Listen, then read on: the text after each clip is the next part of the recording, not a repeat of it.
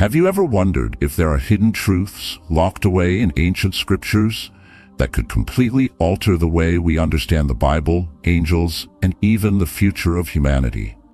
What if I told you that one of the most mysterious, controversial books ever written, a book so packed with supernatural events, fallen angels, and prophecies about the end of days, was never meant to be kept from us? What if this book, which was banned from the Western Christian canon, has been quietly preserved for centuries, hidden in plain sight within the Ethiopian Orthodox Bible? Today, we're about to explore the forbidden world of the Book of Enoch, a text that has the potential to transform how we perceive the spiritual realm, angels, and the coming of the Messiah. The Book of Enoch is not a single book, but a collection of 5 distinct texts, each offering a profound insight into the heavens, the angels, and the fate of mankind. These books delve deep into the divine judgment, the rebellion of angels, the creation of giants, and most astonishingly, the final days that await us all. But why was the Book of Enoch banned by the Western Church? What made it so dangerous? Could it be that this ancient text holds secrets that reveal too much about the spiritual realm, the fall of angels, and even the future of the world? Why does its prophecy about the Son of Man seem so eerily familiar to the teachings of Jesus? Stay with us as we unlock the mysteries of the Book of Enoch. We'll dive into the shocking story of the Watchers, the fallen angels, the giants they created, and the cosmic battles between good and evil. We'll explore how these ancient prophecies may hold the keys to understanding the final judgment, and why the Book of Enoch might just be one of the most important books you've never read until now. The Book of Enoch, though not part of the official Bible in most Western Christian denominations, is considered a significant component of the Ethiopian Bible. This raises an important question. Why would a work filled with supernatural imagery, dialogues between angels and humans, and prophecies about the end times be deliberately excluded? The answer may lie in the fact that Enoch is not merely a book about faith.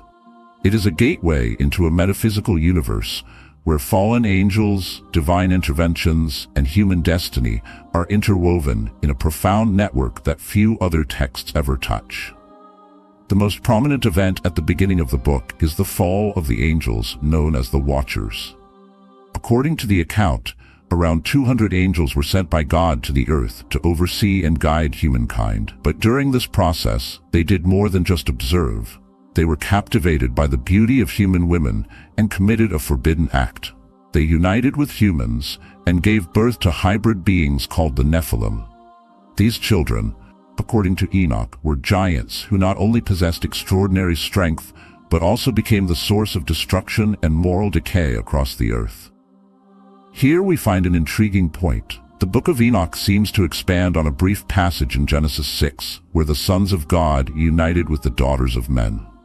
If we only read the Standard Bible, we might overlook the deeper meaning of that passage.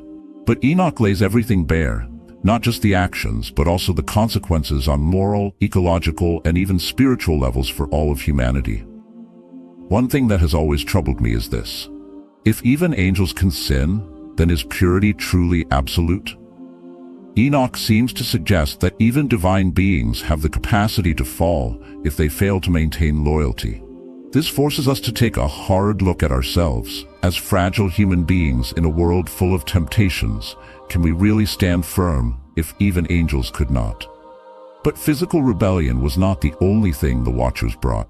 Worse still, they taught humanity knowledge that God never intended for them to have: the crafting of weapons, magic, deadly herbs, and especially astrology. Knowledge that made humans believe they could control their own destiny by observing the stars rather than obeying the Creator.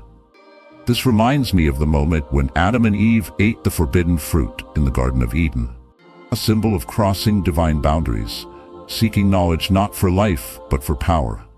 Perhaps that is why judgment came, not just for the angels but for humanity as well. Sin spreads quickly, like an infectious disease. The Nephilim giants not only destroyed cities, but also devoured humans and animals, draining the land's resources. A society in which power is no longer held by humans alone, but shared with half-angelic, half-human creatures, could not possibly endure for long. And so, God decided to restore order. the Great Flood. It was not merely an act of punishment, but a reset, a cleansing of the corruption that had spread across the earth. However, what stands out is that in Enoch, the Great Flood was not just to destroy humanity, but to erase the consequences of the angels' violation of divine law. This is quite different from what we often hear, that God was angry because of human sin. Here, humanity is both the victim and the accomplice. One element that deeply moved me while reading Enoch was the role of the loyal angels, especially Michael, Gabriel, Raphael, and Uriel. They were sent to capture the Watchers, bind them, and cast them into the abyss, where they would await the final judgment. Do you see? Even within the heavenly realm, there is a polarity of good and evil, loyalty and rebellion, just as there is within every human soul. Going further, the Book of Enoch describes a heavenly court where souls are judged with fairness. And within that scene, a mysterious figure emerges, one who Enoch calls the Son of Man. This is a deeply thought-provoking detail, as it appears centuries before Jesus was born, yet it shares striking similarities. He is the one seated on a glorious throne, judging souls, granting eternal life to the righteous and destroying the wicked. This leads to a weighty question. Could Enoch have foreseen the coming of Christ? No matter what era we live in, the message that resonates most deeply with me is this: righteousness will never be forgotten. In a world full of lies, destruction, and greed, Enoch still saw a light at the end of the tunnel. A new era where justice would prevail and the Messiah would reign in peace. This is not fantasy. It is the hope that every believer, whether living in Enoch's time or today, longs for. One of the things I couldn't stop thinking about after reading the Book of Enoch is how it presents a completely different perspective on cosmic order. Not in a physical sense, but in a spiritual one. In the section known as the astronomical book, Enoch is taken on a mysterious journey where he is shown how the sun, moon, and stars operate on a schedule so precise that it aligns perfectly day by day. But what gave me chills wasn't the accuracy itself. It was the hidden meaning behind each movement. Every rotation of the moon, every rising of the sun, is a manifestation of divine arrangement. In modern Western culture, when people hear the words astronomy or astrology, they often think of charts, zodiac signs, or star maps. But Enoch doesn't speak of any of those things. Instead, he talks about angels in charge of the stars, divine beings behind the motions of the cosmos. That means the universe doesn't just operate, it obeys. It doesn't revolve because of gravity, it revolves because of the Word. This detail reminds me of a Bible verse in Job 38, when God questions Job. Can you bind the chains of the Pleiades? Can you loosen Orion's belt? Job 38 verse 31. That question isn't just meant to display the Creator's power. It reveals that every star, every movement follows a divine discipline. And if humans attempt to bend that order, like the fallen angels did, chaos will be the result. And indeed, in the Book of Enoch, we see that the fall didn't only affect humankind. It shook the heavens themselves. The rebellion of the angels wasn't a minor event. It was a shockwave that reached the highest realms, breaking the harmony that once existed. The consequence was not only the Great Flood, but also the distortion of seasons, the disruption of time, and worse yet, the severing of the connection between heaven and earth.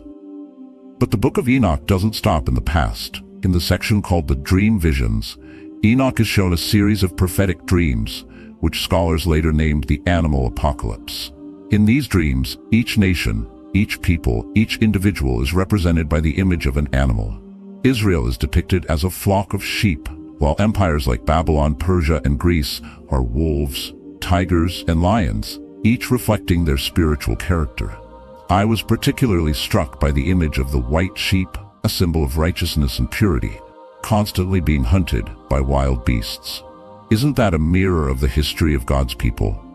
From the time of Egypt to the exile in Babylon to the persecution under Rome, and even up to today, the Jewish people, and more broadly the people of God, have always faced persecution, misunderstanding, and hatred. And in that very same vision, Enoch sees a figure, described as a strong sheep who rises up and fights back against the beasts to protect the vulnerable flock.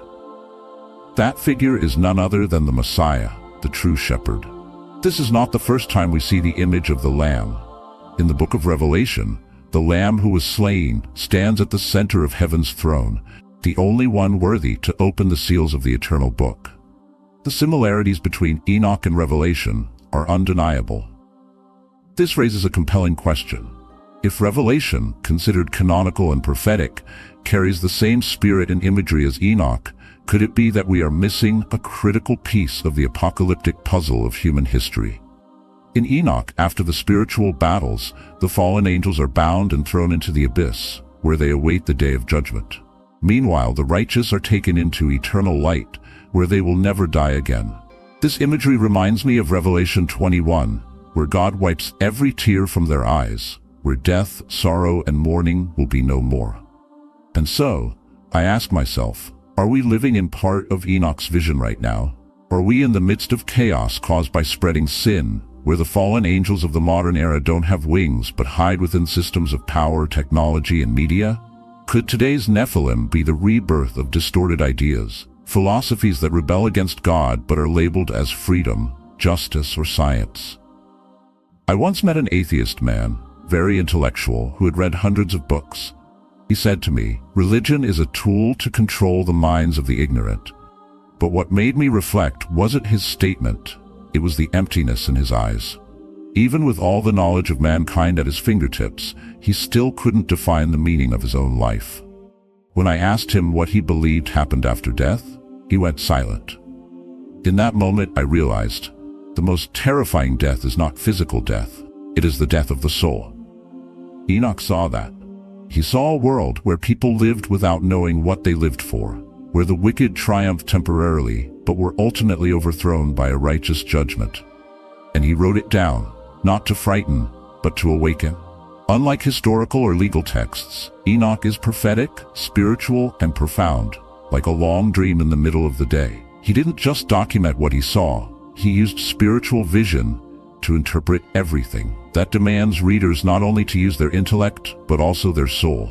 I believe the people of Enoch's time were just like us now, living in an age of crisis, surrounded by conflicting voices, where truth is twisted and lies are glorified.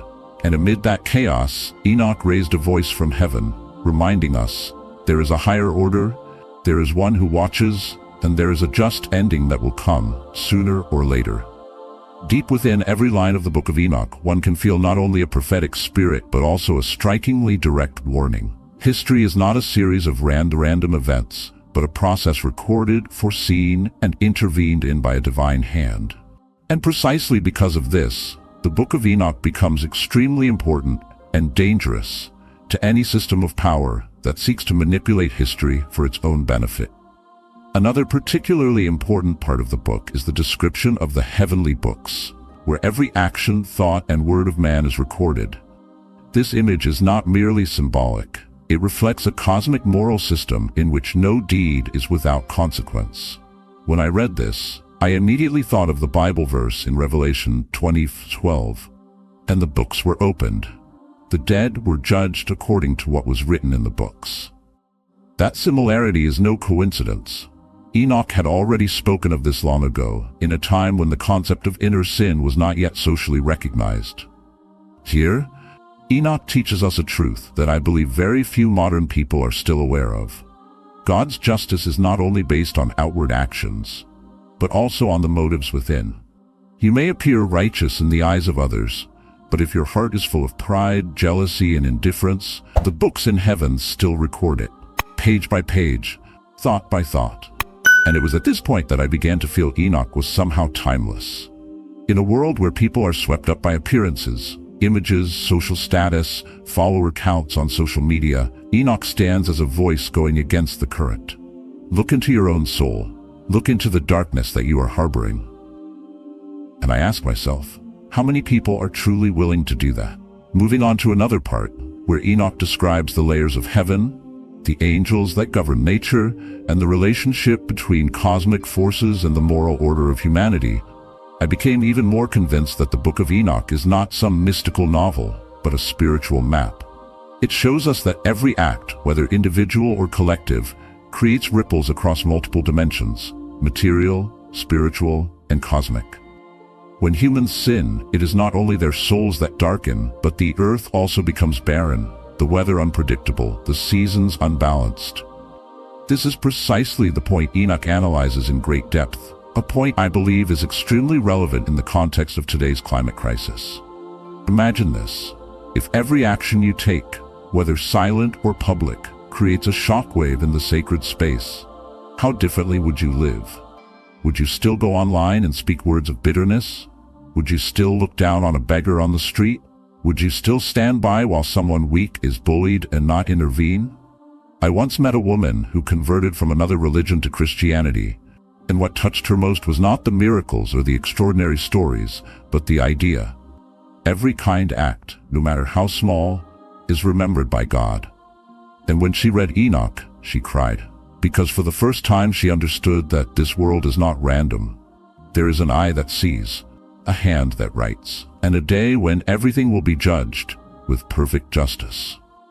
Another part that deeply moved me was the way Enoch described the suffering of the fallen angels after they were punished. They were not immediately destroyed. They were imprisoned, separated from the light of God, and forced to witness the consequences of what they had done. They begged for forgiveness, but were not granted it. Not because God is cruel, but because their rebellion was too profound, too dangerous.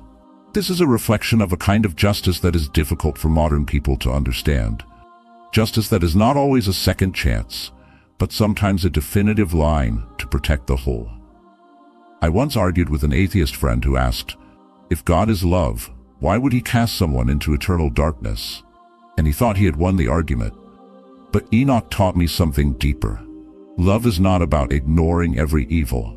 Love is also about boundaries, about not allowing evil to repeat, about protecting the innocent from the recurrence of darkness. And if angels are not exempt from judgment, how can humans believe they can ignore morality without consequence? One of the most profound passages to me is when Enoch witnesses the fall of the kingdoms of the world. In his dream, he sees nations that were once powerful, once proud, once dominant, falling one after another like ashes beneath the wind. And he realizes, no power is permanent except the power that comes from heaven. That made me think for a long time, especially when I look at the world today, where nations compete for influence, where technology can control human thought, where money determines life itself. But Enoch gives us a higher view, where every golden crown is just garbage, and only one throne reigns forever. In the final image Enoch sees, it is a world made new. Not rebuilt, but reborn. There, the righteous live in light, where there is no more darkness, no more time, no more death. A world completely different, not like any paradise humans have ever imagined, but the pure presence of God, where all things return to their rightful place. This is not a reward, it is complete restoration. And I realize, Enoch didn't just write for his own time, he wrote for every generation walking in darkness and needing light to find their way. So, throughout the Book of Enoch, we don't just witness supernatural events, we see a mirror reflecting our own soul. What was once considered mystical or mythological actually contains timeless moral principles, lessons that are never outdated. And even though the Book of Enoch is not part of the official Western canon, its spiritual value, prophetic imagery, and call to repentance still echo today, like a gentle yet profound reminder. Never forget, the light is still waiting at the end of the road. As we uncover the mysterious world of Enoch, we are left with a profound question. Could the visions Enoch had thousands of years ago be more relevant today than we ever imagined? In his descriptions of the Watchers, the Nephilim, and the final judgment, we find echoes of the very struggles that we are witnessing in the world today. From the rise of corruption, deception, and chaos, to the longing for a righteous judgment that will restore peace, Enoch's message resonates more than ever. The warnings contained within the Book of Enoch are not just historical artifacts of an ancient past. They are living, breathing messages meant to inspire and challenge us today. Enoch's visions of angels, cosmic battles, and the Son of Man, who will return to judge the living and the dead, remind us of the ultimate truth. There is more to this world than meets the eye, and there is a divine order that will one day be restored. As we move forward in the tumultuous times we live in, it it's important to remember the lessons Enoch teaches us. The rebellion of the angels, the corruption they caused, and the final judgment all speak to the reality of spiritual forces at work in the world. But there's also hope. Just as Enoch saw the ultimate victory of good over evil, so too can we find hope in the return of the Son of Man, the Messiah, who will bring about a new heaven and a new earth, a world free of suffering, sin, and darkness. Are we living in the days that Enoch prophesied? As the world seems to grow more chaotic, filled with deception, war, and corruption, are we being called to awaken to a higher reality, just as Enoch did? The Book of Enoch reveals a cosmic struggle between light and darkness, a struggle that is not just ancient history, but unfolding before our eyes in ways we might not fully comprehend. So the question remains, what is the Book of Enoch trying to tell us? What secrets has it kept hidden for centuries? And how can these revelations shape our understanding of the Bible, angels, and the end times? One thing is for certain, the journey to unlock these secrets has only just begun. As we conclude this exploration of the Book of Enoch, I challenge you to reflect on its timeless message. What does it mean for you today? How can the ancient prophecies of Enoch deepen your faith, strengthen your understanding of the spiritual realm, and guide you as you navigate the complexities of life? The mysteries of the Book of Enoch are not just stories of the past, they are prophetic glimpses into the future. And whether you're a believer or a skeptic, the questions raised by this ancient text are ones we must all grapple with. So I invite you to continue this journey with me as we dive deeper into the hidden truths of the Bible, the angels, and the cosmic plan that is unfolding before our eyes.